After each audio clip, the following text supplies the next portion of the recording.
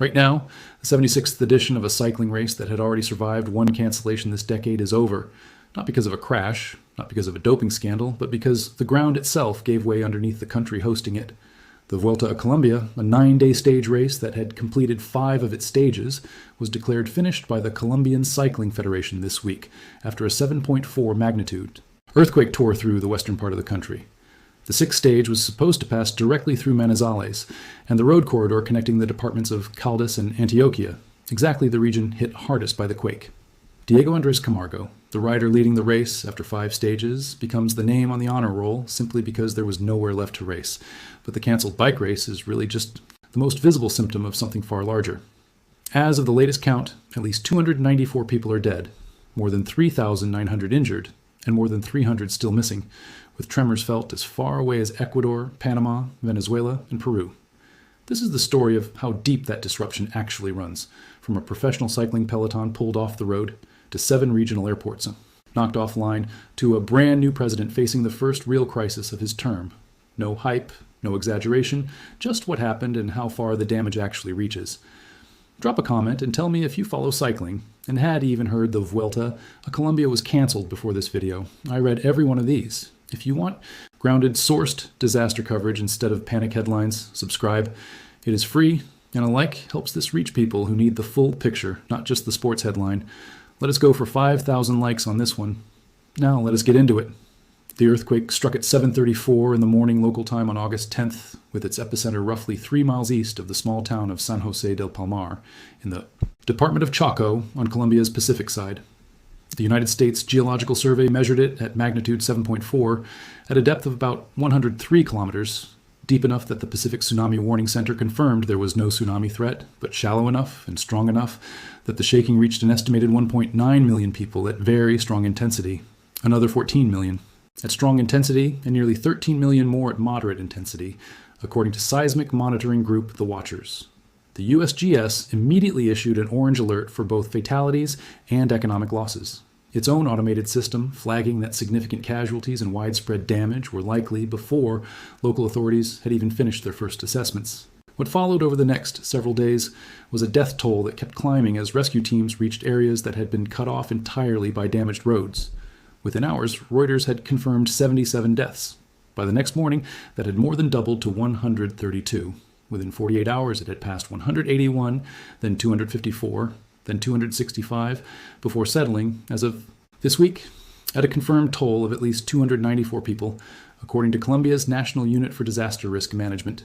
Pereira, a city in Colombia's coffee-growing region, absorbed the single largest share of the deaths, with 101 confirmed fatalities there alone. Cali, Colombia's 3rd largest city, reported 90s. 5 deaths of its own, with at least 25 separate structures, collapsing across 12 critical locations in the city. The United Nations Humanitarian Office, OCHA, estimated that around 5,000 homes had been damaged across the country, on top of dozens of buildings that collapsed outright and hundreds of residences destroyed completely. The damage spread across an unusually wide list of cities for a single earthquake. In Manizales, one of the 2 towers of the Cathedral Basilica of Our Lady of the Rosary collapsed straight into the nave of the church, and a 4-story building partially collapsed nearby.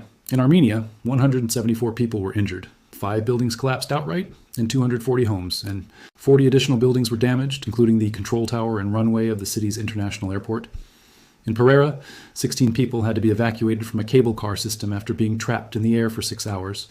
Bogotá, more than 150 miles from the epicenter, still felt prolonged, shaking strong enough that residents reported trees and traffic lights swaying, and buildings across the capital had to be evacuated as a precaution, even though the mayor's office said no serious damage to major infrastructure was found there. In total, 7 regional airports were affected, with the airport in Pereira closed entirely due to structural damage, commercial flights suspended at Cartago and Manizales, and a separate airport in Popayan closed, not because of the earthquake directly, but because of instability it triggered in the nearby Puracé volcano system. This is where the cycling race fits into the bigger picture, because the Vuelta a Colombia's 6th stage was routed directly along the corridor connecting Caldas and Antioquia, the exact road network the earthquake had just badly damaged. The Colombian Cycling Federation initially canceled just that single stage, citing damage to road access between the 2 departments. But within a day, with search and rescue operations still ongoing and emergency services stretched thin, the Federation announced the entire 76th edition of the race was over, stating plainly that continuing would risk disrupting the emergency response the country needed. It was a genuinely difficult call for the organizers, given that the race had only returned to the calendar this year after being canceled entirely last year due to a lack of funding. But the Federation's own statement made the priority clear. Safety and the well-being of the country came first. Former Colombian professional cyclist Alvaro Mejia, who finished fourth at the Tour de France in 1993, described being caught up in the earthquake himself, now working as a doctor, and told the newspaper El Tiempo that he had seen people stranded on roadsides with collapsed homes, texting for help because no one could reach them in time. The human toll behind these numbers is not abstract, and some of the accounts from people who lived through it are worth hearing directly. A Colombian social media influencer named Jose Gallego had just landed at Pereira's airport and was recording live video when the shaking started, ducking under a table as parts of the ceiling came down around him. He later described walking 2 hours across the city on foot because roads were impassable, saying he saw people injured, bleeding and screaming, unable to reach their families, because phone signal had gone out across large parts of the city. The disruption also landed squarely on Colombia's brand new government. President Abelardo de la Espriella had only recently been inaugurated when the earthquake struck, and the disaster became the first major test of his administration.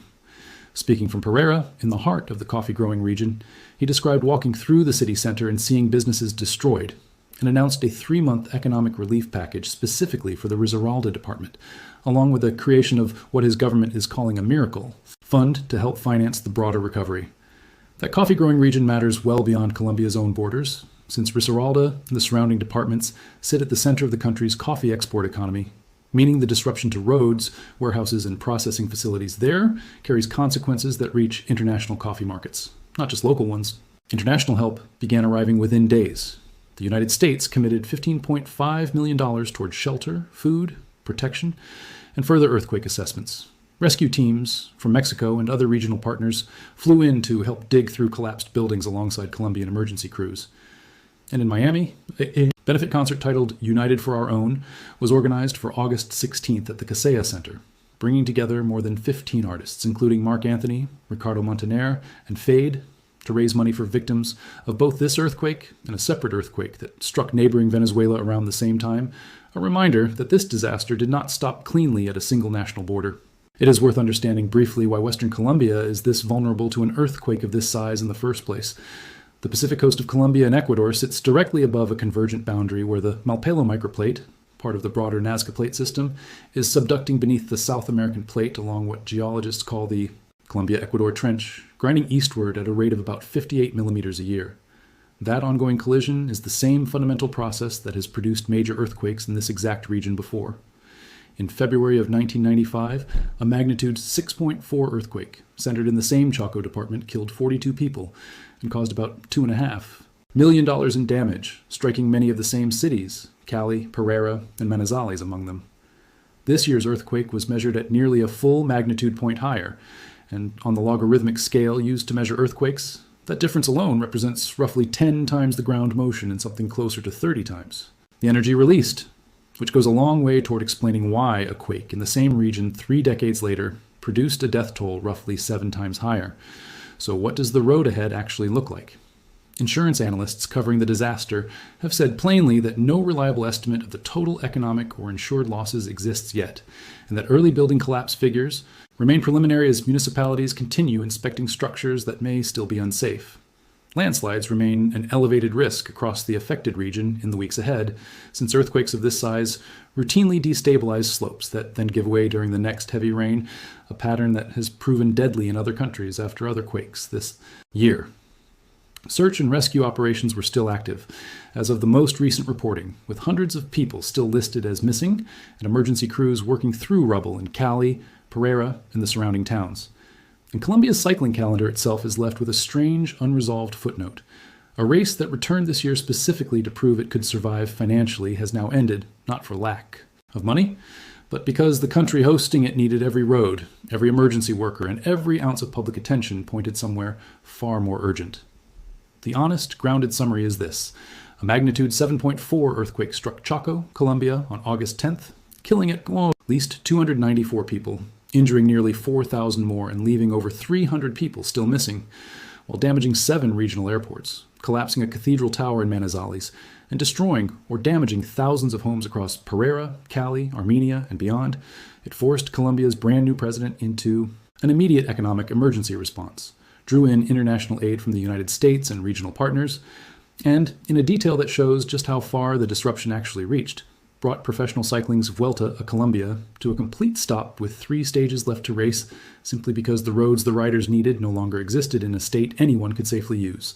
We are going to keep tracking this as search and rescue operations continue, sourced the same way we did today, straight from the USGS, Colombia's own disaster risk management agency, and reporters actually on the ground in Pereira and Cali, not recycled headlines. Subscribe so you do not miss the recovery updates as they come in, and leave that comment below.